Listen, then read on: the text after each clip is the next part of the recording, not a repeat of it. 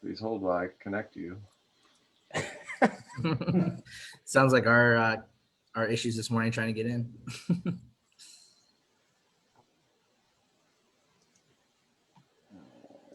I did not get the notice that we went live. I did not see it either. We'll wait a couple of seconds. It appears to have just gone to the abyss. Try again. Yeah, well, I'm trying to go to the actual page here. Is it maybe because I'm sharing? It's live. Says it's live? It says, well, I see the play button and I see Stephen's face. Great. Sounds horrifying. All right. Yep. Okay, well, we're good. We will press on. Good morning, everybody. Welcome to the RTP chapter of 1 Million Cups. Glad you're here today. We've got a very interesting presentation with an excellent group of folks. I've gotten a chance to meet a couple of them outside of here, so I'm excited to have them present and hear their idea. But first thing I'm going to do is just share a little bit about who we are and what we do here at 1 Million Cups. So are you seeing my screen? Are you seeing the slideshow? Okay. Come on. All right, so what is 1 Million Cups? Well, 1 Million Cups is a free national program. It's designed to educate, engage, and connect entrepreneurs. Let's see here. Pardon me.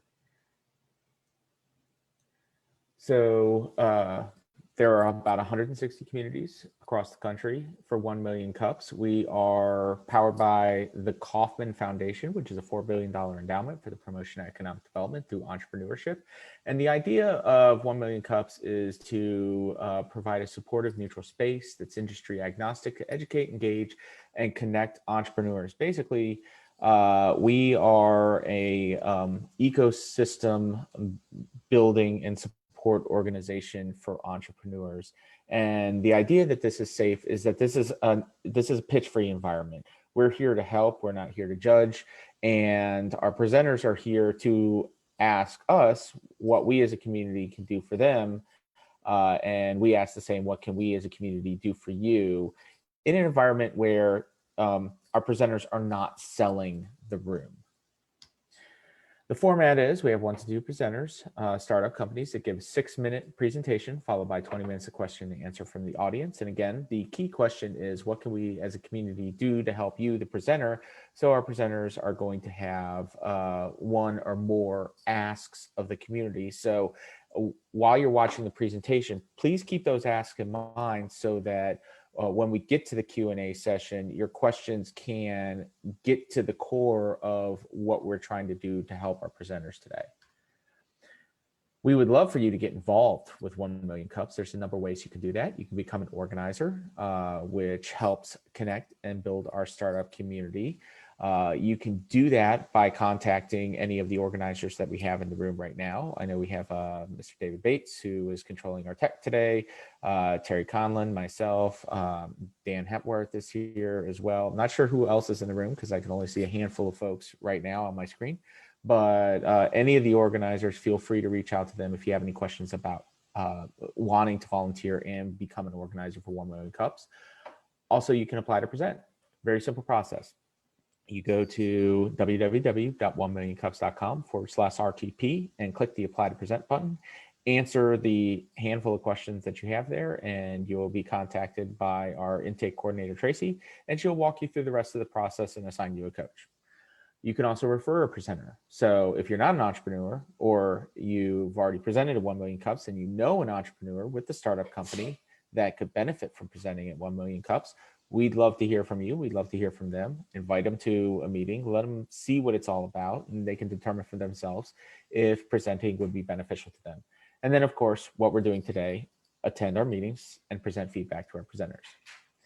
I want to thank our community organizers.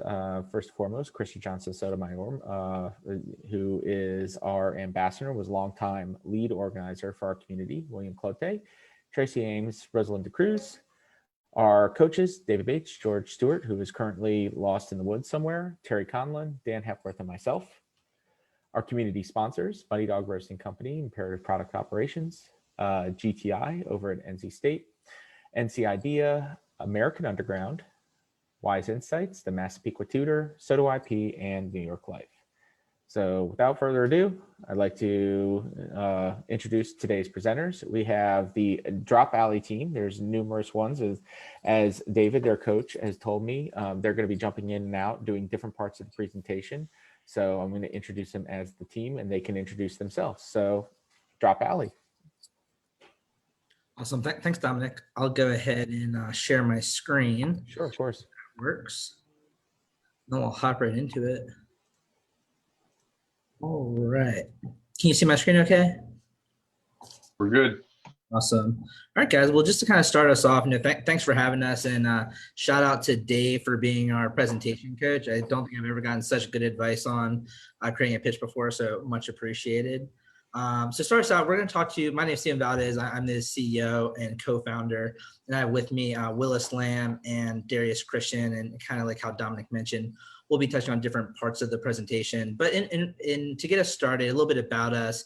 We incorporated back in May, really around the idea of focusing on how can we innovate around the concept of product drops, which has primarily just been applied to the streetwear, apparel, and footwear industry. We've been ideating on this idea since late last year. So we've been active now for about 4 months. We've made a little bit of revenue, but still really pre-revenue. The thing that we're pretty excited for, my screen will work. There we go. Thing that we're pretty excited for is kind of get your feedback on the on these discussion questions, and feel free to be nice. Just I know we always appreciate a little bit of candor as well. So at the end of the conversation, we'll circle back to really 3 primary things that we're asking. Really is advice around having candid conversations with marketing SMEs at Gen Z major brands in fashion apparel. 2 is testing advice around early adopters and balancing perfecting our process with working with ideal customers. And 3, identifying how to approach industry experts and subject matter experts as an advisory board. So to kick us off, let's talk a little bit about the problem. So starting back in what I'll call, the 19th, the modern day retail as we know it today on the left-hand side, largely based in brick and mortar shopping. Digital really was not a thing. As we've progressed through time to where we are in 2020, each generation brings a different kind of spending power. So now for the first time, we're really seeing brands pivot their entire product mix and business model to focus in on acquiring the attention and spending dollars of what's called Gen Z, which are folks between the ages of 5 and 24. That brings us to today. So here we are in a COVID world. You have a lot of online digital expectations of consumers, and there's a misalignment between the brands and their e-commerce process, e-commerce experiences, and the customers who have a higher expectation than past generations on what that digital experience looks like, which ultimately creates a disconnection. So this is where we come in. So as a solution, we're creating an integrated waitlist to resell digital experience that allows brands to have dynamic pricing to maximize and leverage a digital experience to put more money in their pocket, while also, because customers can instantly resell exclusive products released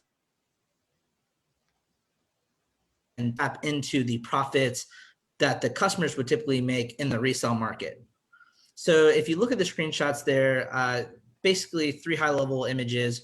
On one hand, it's showing you what it looks like for when a waitlist ends and the ability for us to create dynamic incentives around participation in a waitlist period, as well as if you look at screen number 2, which is going to what we call peer-to-peer sharing, where the users, if they win a waitlist and are selected to be able to purchase an exclusive product, they then have the ability to share with their friends to bypass the waitlist, thus creating new customers for that product. And then 3, we have integrated the resale market into that for the customers that creates an efficiency on the tail end, which Willis will get into a little bit later. So let's talk about the maximizing the promotional window. A traditional product drop is essentially a flash sale. Everything becomes available all at once, first come, first go. It doesn't leverage any of the dynamic pricing available today. And as Bain and company would say, there's two types of retailers today. Those that dynamically price and those that will fail. So with us, we take a different approach on the product drop with a new digital experience that creates an interactive, engaging experience across each day, where of that limited supply, a certain portion of the product is released to target customers each of the 7 days. So Willis is going to talk to us a little bit about how we anticipate making revenue. So as we have learned about Gen Z, they love identifying what is cool and also sharing that with their friends. And today we don't see a platform that allows them to deem what is cool, but also share that with their friends. So through these capabilities on our platform of creating exclusive invites to their friend and also having metrics of social indicator to determine what's cool, we see the opportunity to capitalize on the lead generation through the referral to charge the brands a fee for that. On top of that, we also see secondary opportunities for revenue as well. So let's talk about who those brands are as our customer. So those brands really focus on Gen Z by tapping into social media platforms, but also doing collections or product drops around socially good products. And how we acquire those brands and as our customer is through product drop collaborations. When we think on the flip side of the coin of the Gen Z consumers and how we acquired them, we would actually acquire them through the list of followers that Hollister had through their TikTok, or it could be through their Chilele mailing list subscription. So that's how we would acquire the customers. So looking at that, flip it into Darius to talk more about the team. Thank you, Willis. To achieve some of the goals and objectives that Stephen and Willis mentioned, we put together a diverse team of professionals representing the following companies, as you see here, with experience and skills ranging from product development to campaign management to advanced analytics. With the leadership of our co-founding team, we've been able to make significant progress in the testing and validation of our problem and solution hypotheses. We want to thank you all for listening to our presentation. And returning to the questions mentioned by Stephen, we want to kick off our ask of the group with our first question around getting your advice and thoughts on the candid conversations with marketing SMEs at Gen Z major brands. Thank you.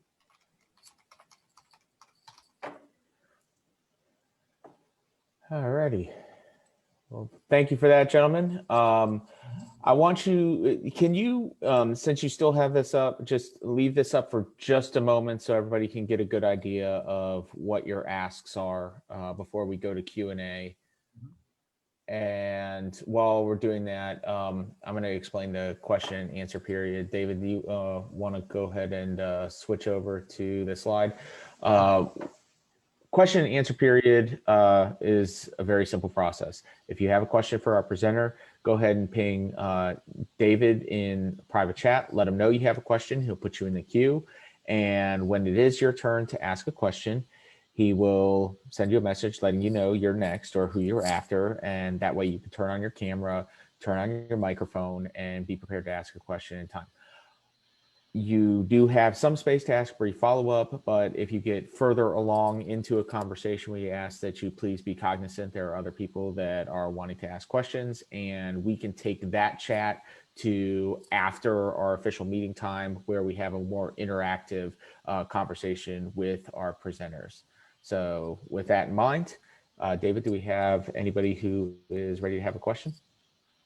I do not have anybody yet. Oh, well, I know you always have a question. So do you want to go ahead and get us started? Wow, way to put me on the spot while I'm in the middle I know. run the meeting. Really appreciate that. Yeah, no problem. Stephen, can you talk a little bit about sort of the difference between sort of service and marketplace a little bit, give folks a little bit more context there? Sure. So the difference between when we look at our business, and so some context around that question, I think is helpful too. So Dave's asking that question because through the process of our preparation, we actually basically lean more towards being a service than an online marketplace. So what that means is, so how would a brand, our target customer, use us? A brand would not use us as an online marketplace that has 1 million users on our marketplace to attract new customers. But in reality, especially in this early stage, they'll be using us as more of a service that captures Gen Z users from intermediary social platforms like TikTok or Instagram, which has a lot of Gen Z as well. And then we would create a more efficient and effective funnel to convert those users on those already happening campaigns. Like I said, on the promise slide, they're trying to engage users, but the typical paid Instagram advertisement is just not doing it anymore. You see some companies being successful, like Hollister, using TikTok influencers that, if you've ever been on TikTok, you just swipe up, you enter right in that funnel. And then, but the thing is, as soon as you get in the funnel, you land right on their e-commerce page. And then a consumer has two serious decisions. Do I just exit out and do nothing, or do I purchase right now at this point in time? And what we're doing is we're making it a soft opt-in. So when you swipe up off of TikTok, your soft opt-in is, yeah, I'd like to join a wait list. And so right then that person is then captured to then be further nurtured down the road by the brand, as opposed to a decisive, I'll buy this right now at 3 o'clock in the afternoon on Tuesday or later. And then we can optimize Darius mentioned about data analytics, how we optimize the open rates so that the users, when they get those notifications by the demographic, that we increase the likelihood of that conversion.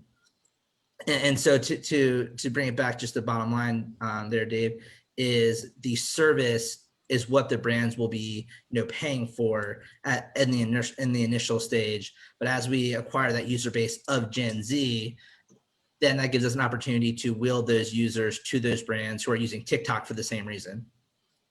Great.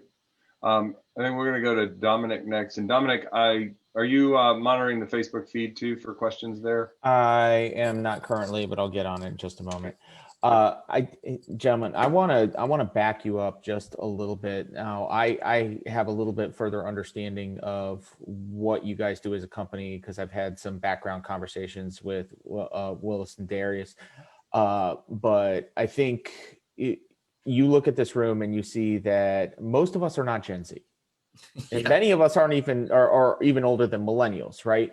So can you please back up, talk about the modern urban clothing market, how that works, why it is that your solution is needed in that market, and what kind of vendors you're looking to work with in the market, and why that's impactful. No, great question. So to start off with the first one, to kind of go to explain this modern apparel and footwear market in the eyes of Gen Z. And this is what I always like to say: the principles of human behavior are the same. They're unchanged, even if you're Gen Z. People, no matter what, want to get a product. They want that product, especially in the fashion world. They want to have that product be perceived by their friends or the people that they care sorry, my phone distracted me. Or let me rebaseline myself there. So the principles are the same, right? The brands are trying to get someone to buy their product with hard cash, right? In this case, that customer is just somebody who is between the ages of 5 and 24. And so how they go about doing that with Gen Z, and Gen Z can be thought of in 2 different segments: Gen Me and Gen We. One that is like, what's in it for me? And the other one is like, what's in it for us as a society? And with product drops, and this is why brands like Supreme have been $1 billion brand acquired by the Carlyle Group, and other ones are outpacing American Eagle, Old Navy, and Gap dramatically with Gen Z. And capturing the eyeballs and their attention, is that other upstart brands and other brands that have really made a decision to engage with Gen Z in a way that is either that Gen Me or that Gen We, is what's making all the difference. So but principally those bring it back is they're trying to get them to buy a product. It's the journey on how they get them to buy the product is where we're innovating. And that's where the successful companies are innovating. If you walked into a Hollister store today, it would be brightly lit. You would hear TikTok music playing over the speakers and a giant cardboard cutout of their recent TikTok influencer campaign.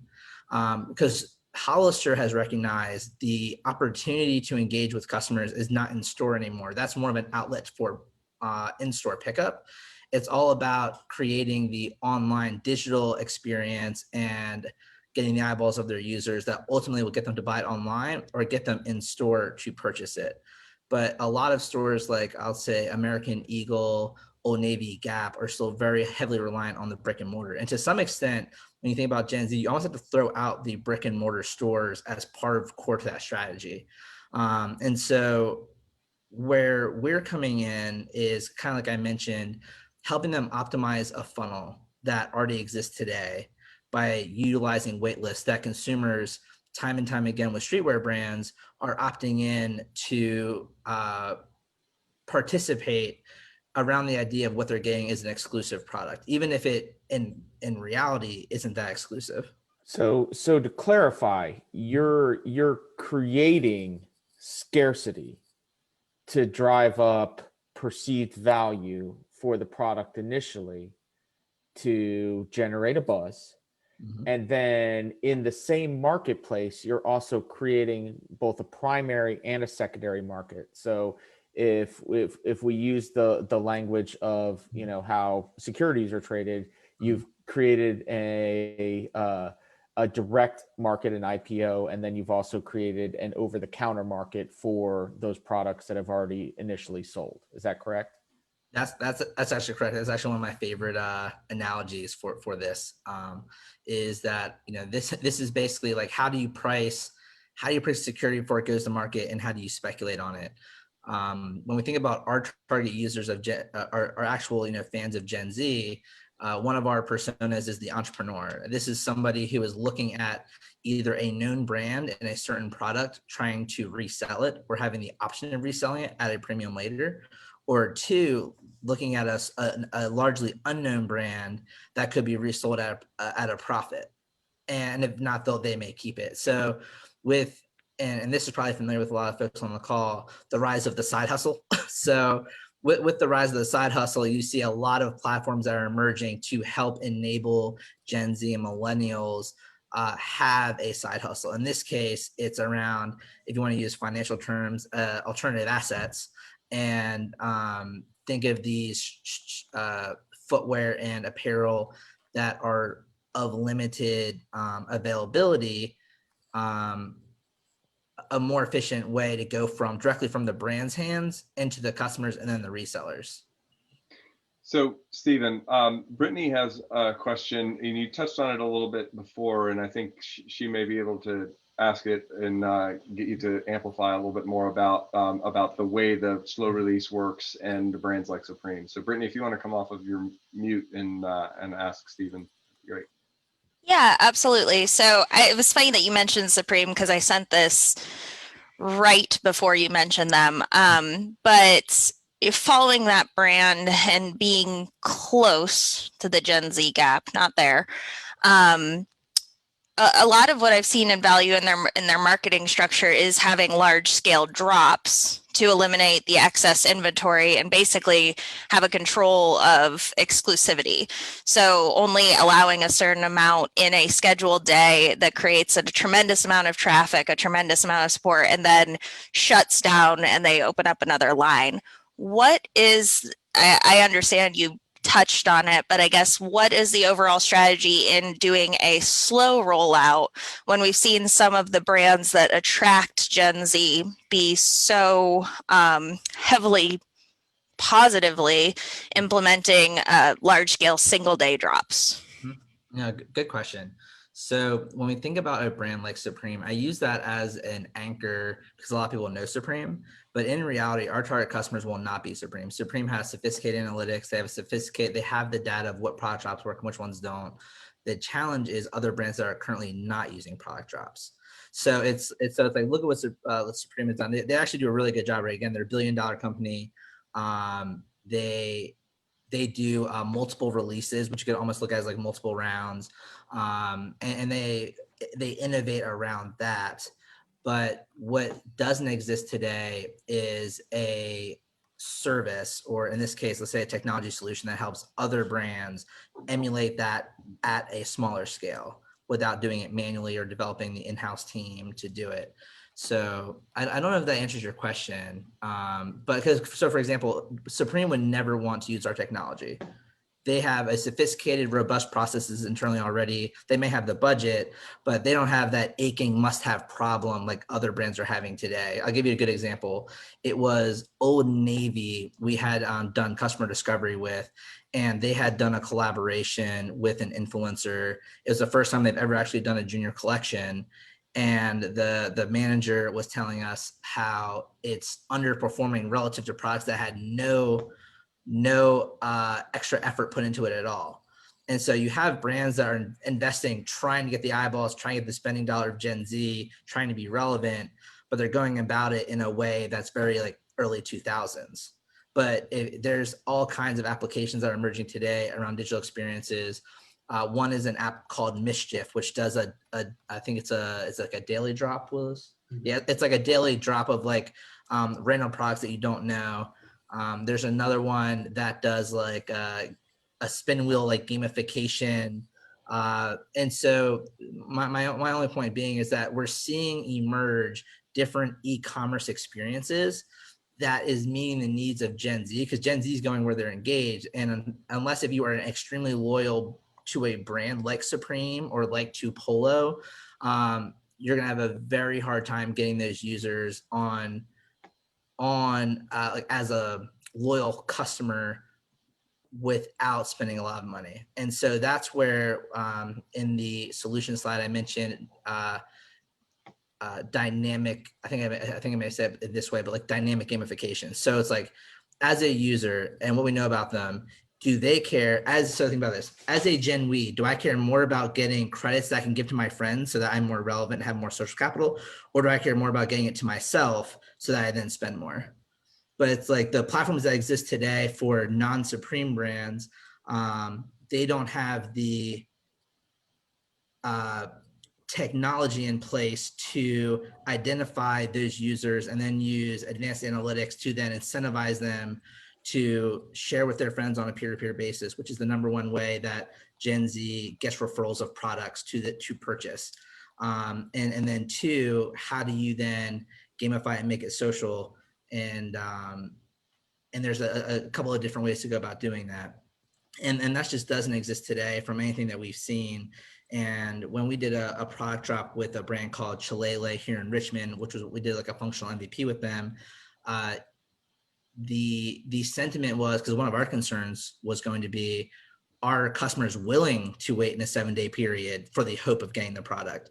And we were happy to find out they were, but because when you look at Supreme and who's doing product drops pretty much on like a flash sale basis, it could be a frustrating pain point if you don't get the product. But one of the things that Willis would tell you is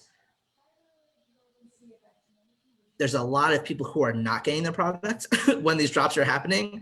But as a result, we can use non-monetary incentives to keep them engaged. For example, if you join a wait list and we see that you joined 3, you haven't gotten one yet, we could say, incentivize that with, you're going to jump the list to the front, or, you're going to come in round 3. Something like that can incentivize them to come back to participate in a wait list. And right now, as it exists today, everywhere that I've seen is that there is no reward for participating in a wait list. It's purely driven off of the exclusivity of the product or the brand behind the product. Hey, Stephen, could you do me a favor and put your ask slide back up here? I'd like to make sure that we keep that front and center here. And for everybody that hasn't asked a question, the question queue is pretty empty right now. So I'd like to come back to that, to your ask. And the thing I would suggest to the community here is, if you have something, let me know. If you're confused by something, that's a legit question to ask. if you'd like more information about something that will help kind of move the conversation forward, that's also totally fine as well. So as soon as we get that up there. Yeah, I was just gonna say Great. to Dave, I actually just put the questions in the instant messenger to avoid any technical difficulties. If that works for you. It's fine. I like the questions. My email is in the all right, we'll just put my email in the chat. I love to connect and chat more. You know, one of the things that Dave would tell you is just through our conversation of the presentation, one of the things that we're challenged with is, you know, how to go about communicating who we are, what we are, and how we add value in the world today. And that's a challenge. But it was also a challenge I knew we weren't going to solve in this meeting today. So I left it off as a top question, but I'd love to have a follow-up conversation if you'd be willing. Stephen, if I can interrupt, I think that's your number one question. How do we clarify to people what it is that we are and what we do, and make it and make that crystal clear so that the other questions that you have can get addressed, which, you know, are valid questions, right? How do we get the early adopters? How do we test? How do we have the vendors come? Because this is a classic e-commerce situation, you know, chicken and egg situation. Do we attract the customers so that we get the vendors, or do we have a lot of vendors so we can get the customers? You have to have both. And how do you build that? Right. So but you're not going to get either of those problems solved if there's confusion as to what you are and what you do and why you exist. Right. So that there needs to be that clarification first, I think.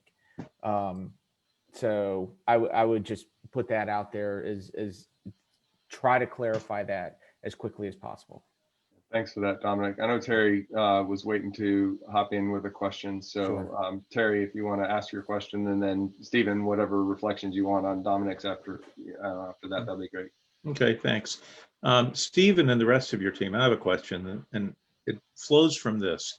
You guys are obsessively focused on the Zs, which is not a bad thing at all, but you guys are not Zs, you guys are millennials. How will you continue to channel the Zs as life moves forward? Because this is a group that is going to change fast, it's going to change radically. So what sort of voice of customer have you built into your processes? Good question. So we've talked to, probably 24 brands and over 100 Gen Z customers to date. We went through the ICAP program through George Mason, which was 100% focused on customer discovery. So, and that's actually what got us from focusing on Gen Z and millennials just to Gen Z based off of that customer discovery. So it will only be through robust customer discovery and data-driven validation of our hypotheses that we'll be able to stay on the forefront of this innovation and to stay relevant. And one of the reasons why we're positioning ourselves as, you know, the product drops reimagined is there has been so little innovation on product drops. And I'll give you a good example of a feature that came up in discovery last week, is the idea of video-based product drops, or doing an influencer pop-up event virtually to tell them about product drop, giving them exclusive access. So how we innovate around it will be solely driven by the methodicalness of our hypotheses and what is Gen Z's problems. You're seeing some brands who are going after Gen Z now that have identified micro life stages that is changing where Gen Z's focus is and what they value. But in general, from what we can tell in our research and then in third-party research, is that in general, they're staying between that high level of the Gen Me and the Gen We. And because our process is looking at rewarding the people who are, you know, it's dynamic, right? So it's like rewarding the people who are selfish and want the reward from themselves, or being able to be given rewards then give to somebody else. We're tapping into that psychological component for each.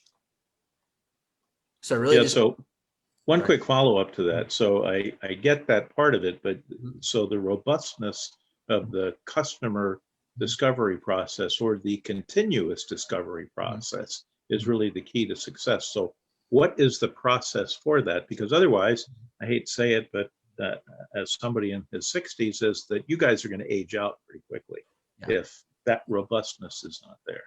Yep. No, I hear that. So we have something called an innovation model master that we built, which goes and it's like it has our hypotheses, it has our hypotheses, it has our jobs to be done, like what the user are trying to do, it has the features, it has the services, and it has the what's the other thing? Oh, the like the learning outcomes. So every customer discovery that we do, we identify any themes that emerge and that have emerged with from the new customer discovery interview. And then we then look back at the other ones that we had. So we may go back and circle back to the folks that we've already chatted with to, I don't want to say validate, but pretty much validate if that would emerge through discussion with them. And that's how we've gotten to where we have today with this specific product that would include resell. Okay, thank you. No, good question though. Thanks, Terry. Josh has a question for you. Hey, hey guys. I could probably have a lot of questions, but the sort of the crux of it is I don't really get what you guys do. Like I don't think I'm that old, although I'm feeling kind of old today, to be honest. But like the presentation that you put together, to be blunt, it's not targeted towards me. I think it's probably not targeted towards a lot of other people. And I think you have a lot of drill down in a lot of details. But if I could offer like one piece of constructive criticism, and again, like you're walking into this room, you don't know the people that are showing up, but maybe dumbing it down, at least for me, I guess I'm dumb, but I understand the concept of product drops. I understand kind of the marketing play and the stuff you're trying to do. I'm not really getting the connection as to, so if I have a product, like there's a lot of cool, interesting things that you're saying, but I don't really get how I'm going to make money on your platform selling my product, like over 7 days, when if I want to move product, I want to get out of my warehouse as quick as possible. And this concept of product drops, at least as I understand, it's basically about creating this air of exclusivity. Like the reason Supreme or whatever brand can sell, a cordless drill with their logo on it for $50,000 or whatever isn't because it's like a better cordless drill. It's just because it has their logo and it's a luxury brand. So it's got kind of creating hype. So I think that's what you're trying to do is basically create a platform for hype. I'm just not understanding necessarily how that's being done. So I probably asked a lot of things, but I guess I'm a dummy. Can you kind of explain it in a simple nutshell? Yeah, sure. So, and you're not a dummy. Believe me, it's we've had this conversation and we're trying to get better about it. So I appreciate the feedback. So I think one of the things that may be helpful is like look out into the world and see what technology exists today that allows companies to do product drops. Dominic, no, Josh is not a dummy. And right now, what you're seeing is like Instagram flash sales, but you have very advanced API tools that you'd have to make a big investment as a company to go that direction. And the timeline on that, the logistics are just a lot if you are a small, medium, or even a large brand who is trying to pilot a product drop method with their customers. So if you look at the technology that is out there, you basically have to build it custom, is essentially how it works. Or you're doing flash sales, or your staff are doing individual management of the product drop campaigns. So the solution that we're offering is a way for the brand's staff to effectively manage a product drop. I would say it's relative to any brand, because again, it's Gen Z that is leaning into the product drop method for products. And I think of product drop, let me be more specific, the wait list process. to obtain a product. So of the companies that are out there, there's very few that are utilizing wait lists, whether they're big, small, or medium. Can I ask a follow-up, Dominic, or guys? Because I think, yeah, Please. because Stephen, you said something that just kind of might have crystallized this in my head. Yep. Because at the end of the day, you guys have created a company and you want to sell your service and make money doing that. So if I, as a business owner, if you as a business owner came to me and said, hey, you have this product, you've got marketing people, or maybe you're doing it yourself and you're doing this on a one-off method, and if you want to compete with the big boys, you need custom software, but I can come on to your platform with software as a service. You're going to save me time, or my marketing intern's time, to basically do this in an automated fashion. And like, if I pay you a monthly service fee and I don't have to pay, a marketing person, you've got my attention. Is that a correct statement? Yeah, definitely in principle. I think so here's the thing, it depends by brand on how they operate themselves is what we're finding. So if you are a medium-sized streetwear brand and it's primarily run by 3 people, that time savings could be a really nice thing that you would have been doing yourself. It would have been a limitation. If you are a major brand like I'll say Old Navy, for example, you're probably thinking less about the time resources that it needs to do that manually if you wanted to try it. So if I can offer then just like the one, sorry to interrupt, but like that's fine in those scenarios. But I think maybe something that might help, and possibly even for your deck, is like, I may not be aware that there's a problem, but you're aware that there's a problem. So can you educate me, or any business, whatever, like what is the problem you're solving, and kind of lead with that. And I think all the other details that you have in will sort of fill in the blanks. Sorry to interrupt. I know that's sort of bad million times form. I'm going to do myself. I'll bring it back to the thing. I'll drill down more upon the brand problem that I mentioned. Relative in the market to fashion, apparel, and footwear brands, outside of your Supreme, who are doing a good job with Gen Z, the smaller brands that are having more innovative digital experiences are outpacing growth of the major brands by slowly acquiring all of their Gen Z customers that they maybe have had for various reasons. And then when the other brands, the major brands, are trying to acquire Gen Z, they're trying to partner with influencers and then going on the platform where Gen Zs are residing, but that's coming at premium of advertising dollars.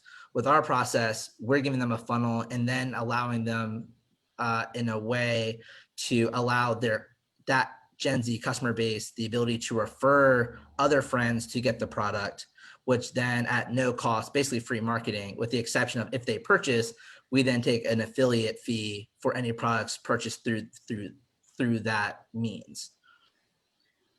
Right. Stephen, we got one more question before we move to sort of community announcements, and then when we if we have time at the end there for the networking time that we've discussed, then we can take some more of those. Brittany, actually, it's like you guys are in sync. She actually had a question about Old Navy branding and segmentation, as well as sort of what your promise is to those guys. If Brittany, if you want to put your video back on and then come off mute, that would be fantastic. If I can. Okay, there you go. Sorry, apologize, Stephen. It's been a lot of questions from the same people. But if I'm to your understanding, this is actually more of a clarifying than the question I posted.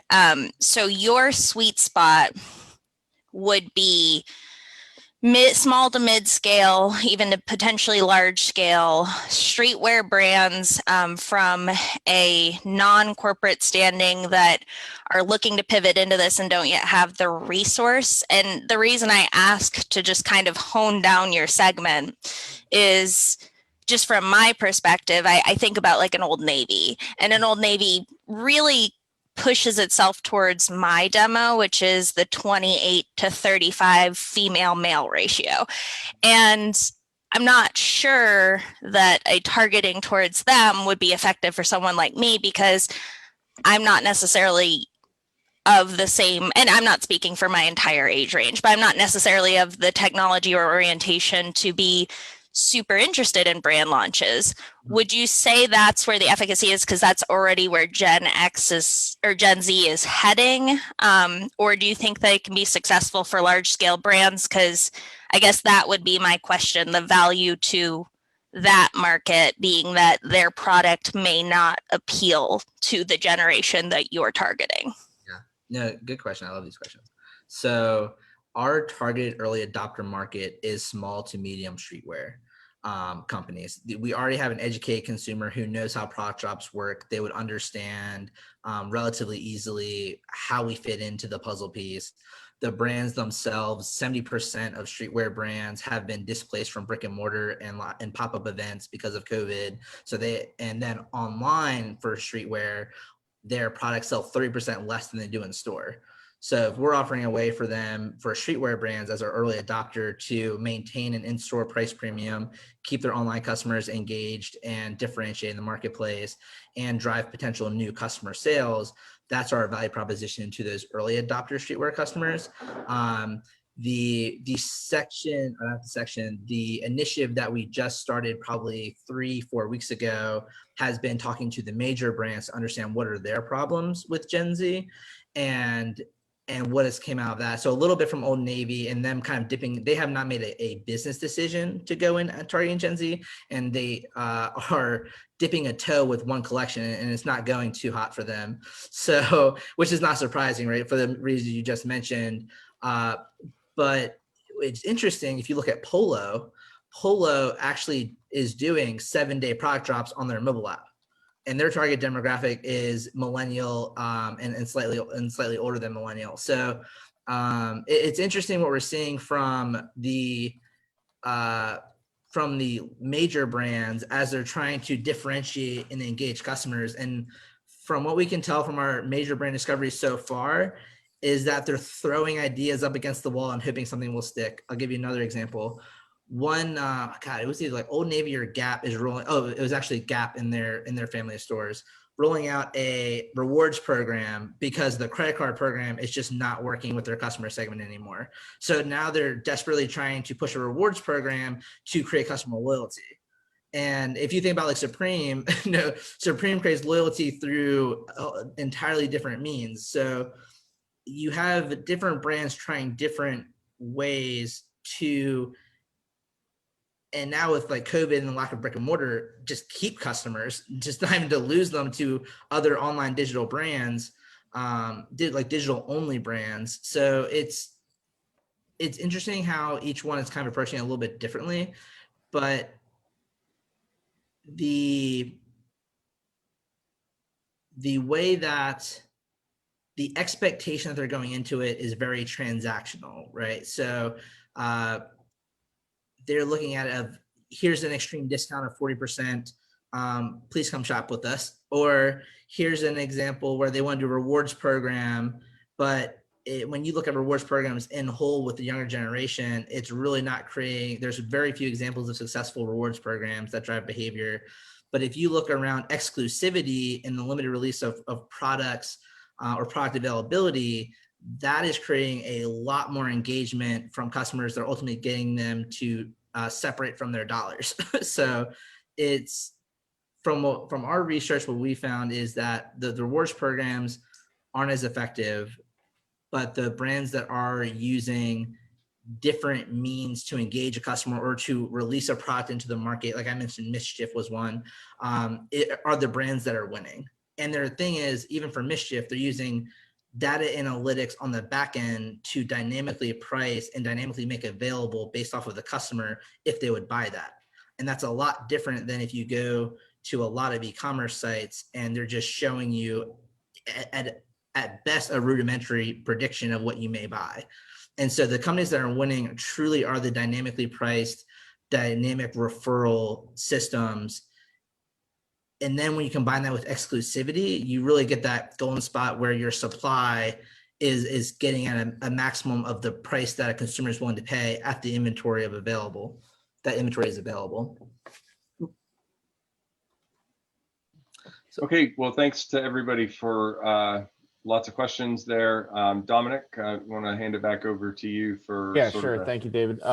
So now we're doing community announcements. So if you have any community announcements, something you'd like to share, an event that you have coming up, some kind of function, a success that you've had in your business, a follow up from a previous 1 million clubs, we'd love to hear it now.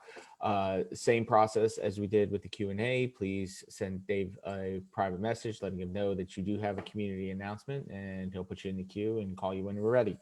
So I'm just going to go ahead and reiterate our ask at 1 million cups from the beginning is if you would like to get involved, there's a number of ways you can do that. You can become an organizer. So if you have some volunteer time and you'd like to be involved in our organization, please contact myself, David, Terry, who else is still on here, Dan, and we'd love to share with you how you can get involved as a 1 million cups organizer. If you have a company that you would like to have present here, please apply to present on our website, or share 1 million cups with other folks who are starting a business or who are thinking about starting a business. And we would love to share with them what we do and have them present at some point in the future. David, do we have anybody in line for community announcements? oh, I have nobody in the queue. Anybody got anything? Is Brett here? He usually has something. Brett, I think I he don't think jumped I saw off. Brett. I gotcha. Okay. Well, I do have a networking event. It is like a casual business networking event tomorrow evening, starting at 7 o'clock. It's virtual. It is a 1 million cups event, and I'm going to go ahead and drop the link into the chat here. So if you're interested in that, you can go ahead and check that event out tomorrow evening. Not quite the same format as 1 million cups, but this isn't a networking event. This is about supporting business and entrepreneurs in our community. So if we don't have anybody else who is wanting to share in community announcements, I'm going to go ahead and wrap up the meeting.